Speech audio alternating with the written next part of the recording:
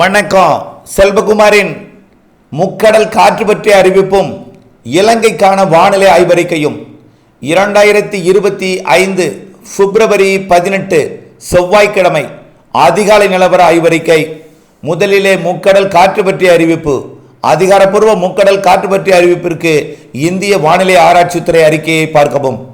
காற்றை பொறுத்த வரைக்கும் சுமத்ரா தீவருகே நீடித்துக் கொண்டிருக்கூடிய காற்று சுழற்சி காரணமாக இலங்கையில் லேசான மழை பொழிவை மட்டும் கொடுக்க இருக்கிற நிலையில் இலங்கையோட கடற்கரையை ஒட்டிய மன்னார் வளைகுடா பகுதியில் கொஞ்சம் காற்று இருக்கும்.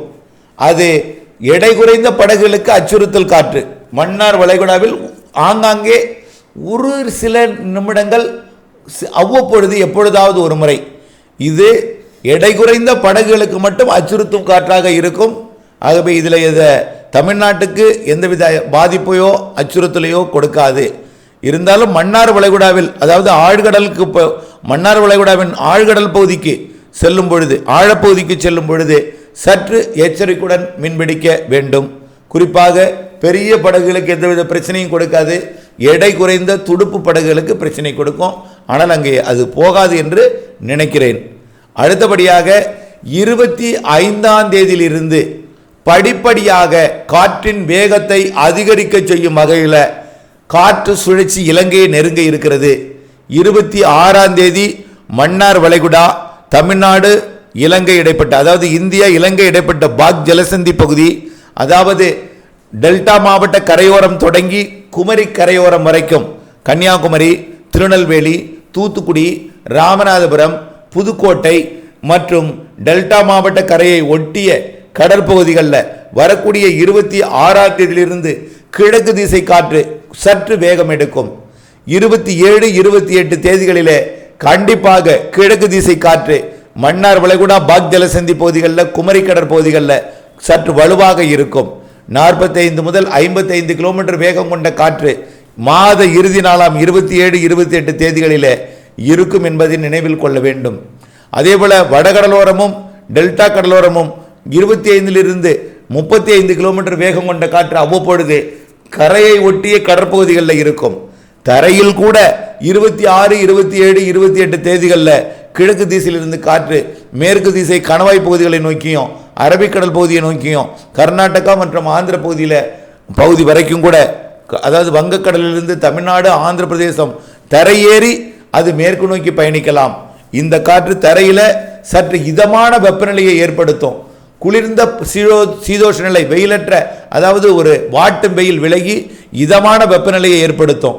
இதை அறிவிப்பதற்கான காரணம் என்னவென்றால், தரையிலேயே லேசான காற்று இருக்கும் என்பதனால தரையை ஒட்டிய கடற்பகுதியில் கொஞ்சம் காற்று கூடுதலாக இருக்கும், ஆழ்கடலில் இன்னும் கொஞ்சம் கூடுதலாக இருக்கும், மன்னார் வளைகுடாவில் இன்னும் கூடுதலாக இருக்கும். குமரிக்கடல் மன்னார் வளைகுடா இணையும் இடத்துல இந்த மாத இறுதியில் அச்சுறுத்தும் காற்று, தடை விதிக்கும் அளவிலே காற்று இருக்கும் என்பதை நினைவுபடுத்த விரும்புகிறேன். வரக்கூடிய 26ஆம் தேதிக்கு மேல் கடலில் மீன்பிடிக்க செல்பவர்கள், கடல் தொழில் செய்பவர்கள் வானிலை ஆய்வறிக்கையுடன் இணைந்திருந்து 26ஆம் தேதிக்கு மேல் கடலிலே காற்று எப்படி இருக்கும், மன்னார் வளைகுடா பாக் ஜலசந்தி குமரி கடற்பகுதிகளில் கிழக்கு திசை காற்று, வடகிழக்கு திசையிலிருந்து வரக்கூடிய காற்று, இலங்கை சுற்றுவட்டார பகுதியிலிருந்து வரக்கூடிய காற்று மன்னார் வளைகுடா குமரி கடற்பகுதிகளில் எப்படி இருக்கும் என்பதை அறிந்து நீங்கள் கடல் தொழில் செய்திட வேண்டும். தூத்துக்குடி கொழும்பு, தூத்துக்குடி மாலத்தீவு, தூத்துக்குடி லட்சத்தீவு இடைப்பட்ட சரக்கு போக்குவரத்திற்கு 28ஆம் தேதியிலிருந்து இடையூறு கொடுக்கக்கூடிய காற்று இருக்கும் என்று தெரிகிறது. 26லிருந்தே தெரிகிறது.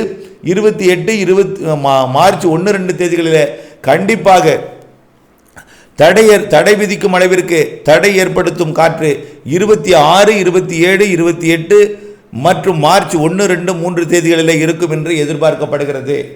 ஆகவே வானிலை ஆய்வறிக்கையுடன் இணைந்திருந்து இந்த மாத 26ஆம் தேதிக்கு மேல் குமரிக்கடல் மன்னார் வளைகுடா மற்றும் பாக் ஜலசந்தி தமிழ்நாட்டின் கரையோர பகுதிகளில் காற்று எப்படி இருக்கும் என்பதை அறிந்து கடல் தொழில் செய்ய வேண்டும்.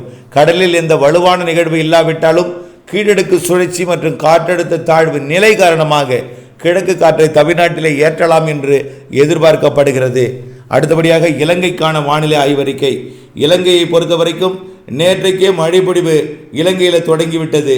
ஆங்காங்கே தூறல் மழைப்பொழிவை இலங்கைக்கு கொடுத்து வருகிற நிலையில் இன்றைக்கும் இலங்கையோட தெற்கு பகுதியில் மிரட்டும் வானிலையும் தூறலையும் கொடுக்கும்.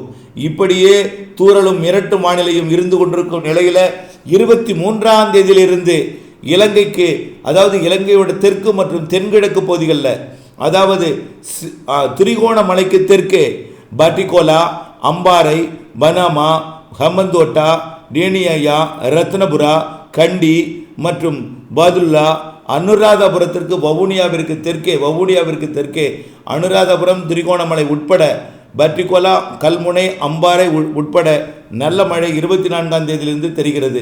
இந்த மழை பொழிவு படிப்படியாக 25ஆம் தேதி வாக்கில் வடக்கு கிழக்கு மாகாணங்களுக்கும் எட்டும் என்று எதிர்பார்க்கப்படுகிறது. அதாவது யாழ்ப்பாணம், காங்கேசன்துறை, முல்லைத்தீவு மற்றும் கிளிநொச்சி போன்ற பகுதிகளுக்கும் இந்த மழை பொழிவு எட்டும் என்று எதிர்பார்க்கப்படுகிறது.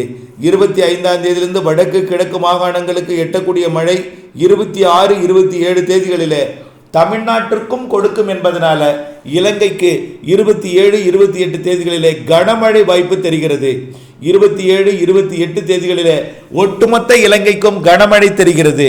அதாவது மீண்டும் ஒரு சுற்று அணைகளை நிரப்பி அணைகள் கதவுகளை திறப்பி ஆறுகளிலே மீண்டும் ஒரு வெள்ளப்பெருக்கை ஏற்படுத்தலாம். அறுவடை தானியங்களுக்கு பாதிப்பு ஏற்படுத்தலாம்.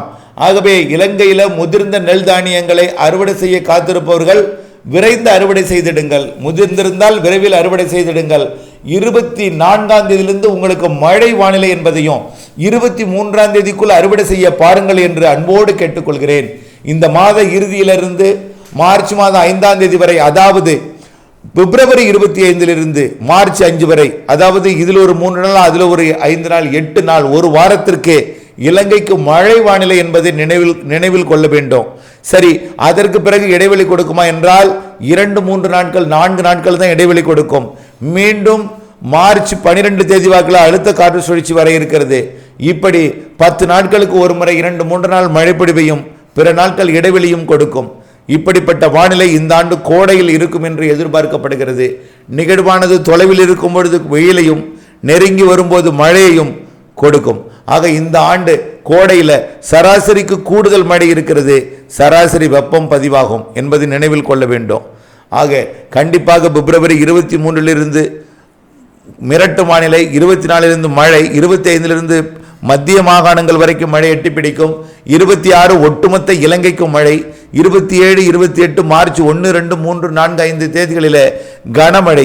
இவையெல்லாம் நினைவில் கொண்டு வானிலை அறியாதவர்கள், அறுவடைக்கு நாள் குறிக்காதவர்கள், அறுவடைக்கு இந்த மழை நாட்களிலே நாள் குறித்தவர்கள் யார் என்பதை அறிந்து அவர்களுக்கு இதை எடுத்து கூறி 23ஆம் தேதிக்குள் அறுவடை செய்ய பாருங்கள் முதிர்ந்திருக்கும் நெல் தானியங்களை.